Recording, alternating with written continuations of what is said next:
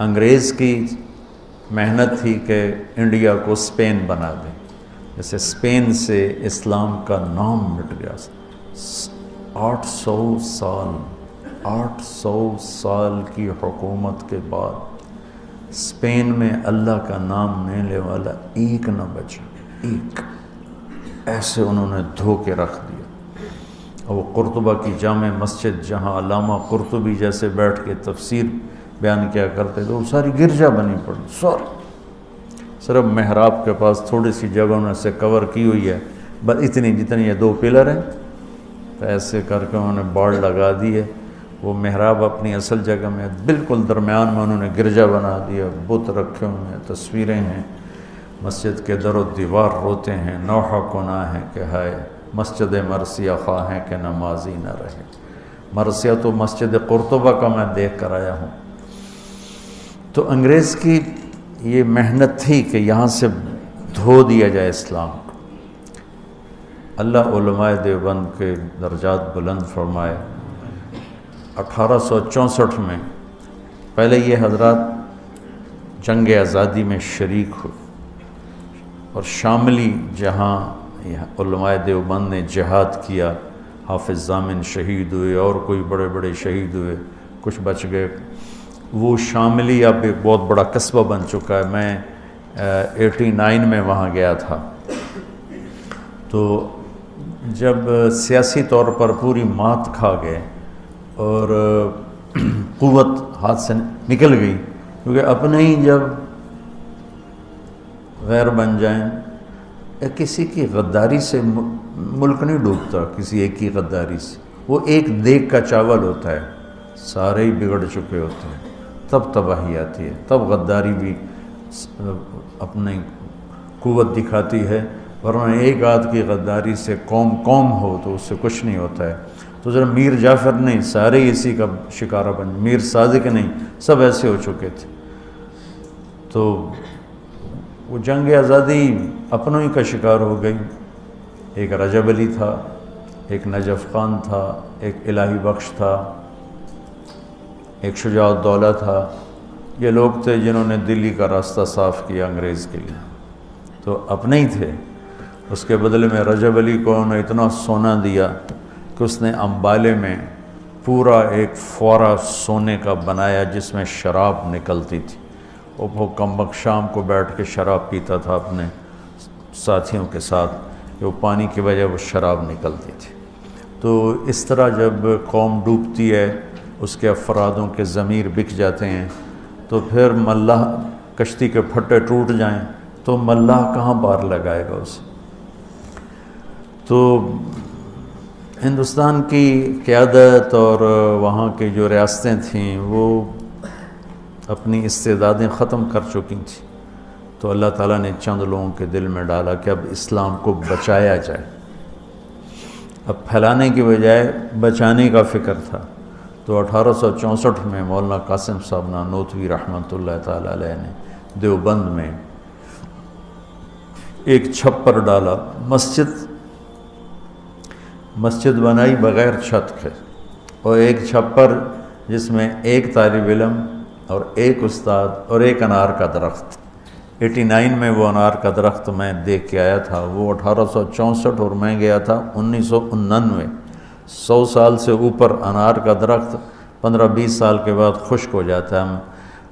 ہم تو ہمارا باغ تھا انار کے، والد صاحب نے لگایا تھا، ہم تو سنبھال ہی نہ سکے، پھر ہم نے اکھڑوا دیا سارا۔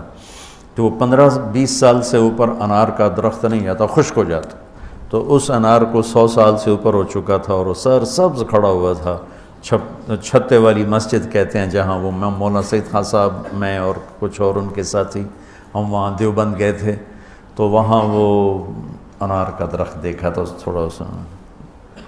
اور بعد میں پتہ نہیں کس کے دل میں آیا کہ یہ تو لوگ اس کی اب وہ کوئی عقیدت میں پتے لے رہا ہے، کوئی کچھ لے رہا ہے، انہوں نے کاٹ کے پھینک دیا۔ میرے جی میں تھا کاٹتے نہیں، ویسے اس کی حفاظت رکھتے تھے، ایک تاریخی چیز ہوتی، یادگار ہوتی، جب تک کھڑا رہتا، اتنا غلوب بھی ٹھیک نہیں ہے۔ تو 1864 میں استاد کا نام محمود احمد اور شاگرد کا نام محمود الحسن، اور کسی کو نہیں پتا کہ کتنی بڑی تاریخ بننے والی ہے۔ مولانا ظفر علی خان رحمۃ اللہ علیہ بہت بڑے شاعر گزرے ہیں، زمیندار اخبار نکالتے تھے، ان کا شعر ہے: شاد بادو شاد زی اے سرزمین دیوبند، ہند میں تو نے کیا اسلام کا جھنڈا بلند۔ ہندوستان تو بدعات اور رسومات اور جہالت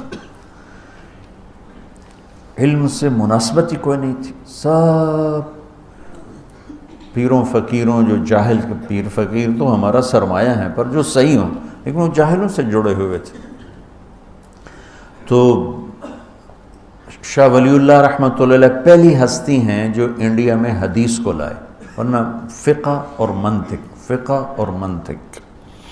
مجھے آج تک سمجھ میں نہیں آیا کہ منطق کی ضرورت کیا ہے علم دین کے اندر، مجھے نہیں سمجھ میں آیا۔